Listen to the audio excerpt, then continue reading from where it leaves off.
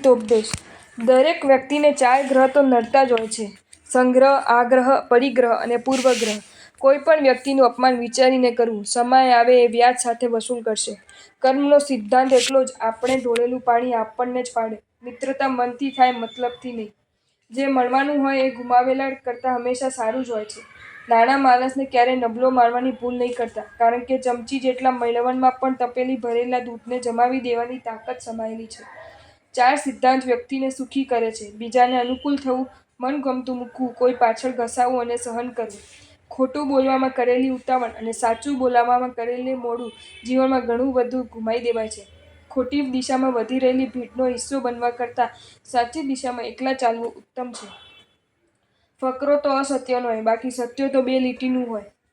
મનુષ્યમાં શક્તિની કમી નથી હોતી, પરંતુ સંકલ્પની કમી હોય છે. ઓછામાં જેટલો સંતોષ થાય છે તેટલો સંતોષ વધારામાં ક્યારેય નથી થતો. આગેવાનો તમારી કદ પર નિર્ભર નથી હોતી, એ તમારી કાબેલિયત પર નિર્ભર હોય છે.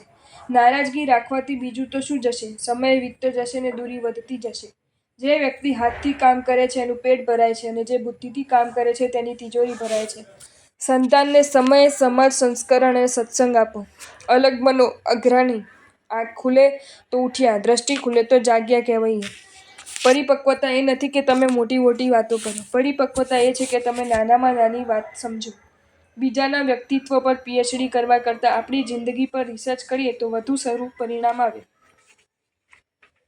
દુનિયા સામે હસતા રહેવું એ પણ એક કલા છે, બાકી અંદરથી તૂટેલા દુનિયામાં ઘણા છે. છડીનો ઉપયોગ ઓછાને મારે, જ્યારે બુદ્ધિનો દુરુપયોગ ઘણાને મારે છે. કોઈએ પૂછ્યું કે નસીબ કોને કહેવાય? 7 મહાદ્વીપ, 202 દેશ, 4200 પ્રકારના ધર્મ, છતાં મારો જન્મ જૈન કુલમાં થયો, એને કહેવાય કિસ્મત, નસીબ. વર્તમાનમાં જેટલી નિષ્ઠા હશે, ભવિષ્યમાં એટલી જ પ્રતિષ્ઠા હશે. કુદરતે મોટા ભાગના જીવ આડા બનાવ્યા છે, જે હંમેશા સીધા જ ચાલે છે, જ્યારે મનુષ્ય એકને જ ઊભો બનાવે છે, પણ તે હંમેશા આડો ચાલે છે.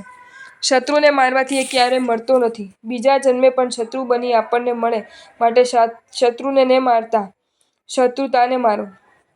ખુદ પર એટલું ફોકસ રાખો કે બાકી બધું બ્લર થઈ જાય. પછી દુનિયાની કોઈ તાકાત નથી કે તમને દુઃખી કરી શકે. દોડવું વ્યર્થ છે, સમયસર ચાલવું જ મહત્વનું છે. ખોટા માણસો સાથે કરેલી દલીલો કરતાં સાચા માણસો સાથે કરેલું એડજસ્ટમેન્ટ વધારે યોગ્ય. તમારી આવડત તમને ઉચ્ચ સ્થાન પર મૂકે છે, પણ તમારી મહેનત તમને ઉચ્ચ સ્થાન પર ટકાવી રાખે છે. આપણે કંઈક બનવું હોય તો પહેલાં બીજાને બનાવવાનું બંધ કરવું પડે. કોઈ પણ સ્થળે આપણને સમાવવું હોય તો એ સ્થાન કરતાં આપણે નાનું થવું પડે. પછી એ સ્થાન કોઈનું હૃદય પણ કેમ ન હોય. ખાલી ઈચ્છા રાખવાથી ફળ નહીં મળે, કર્મની ડાળીને હલાવવી પડશે. સુખની લાલચ જ દુઃખને જન્મ આપે છે. પિતા જ એક એવી વ્યક્તિ છે જે તમારી સ્માઇલ જોવા માટે એમની બધી તકલીફો છુપાવે છે. બાળપણમાં કહેવાતું યાદ રાખતા શીખો, મોટા થયા પછી શીખવાડે છે ભૂલતા શીખો. થીંગડું મારતા આવડે તો એ પણ એક કલા છે, પછી એ વસ્ત્ર હોય કે વાત. જો તમને આ વિડીયો ગમ્યો હોય તો આ વિડીયોને લાઇક કરો અને શેર કરો, અને આવા જ નવા વિડીયો જોવા માટે જૈન ફેક્ટ્સ એન્ડ સ્ટોરીઝની ચેનલને સબસ્ક્રાઇબ કરો. ધન્યવાદ.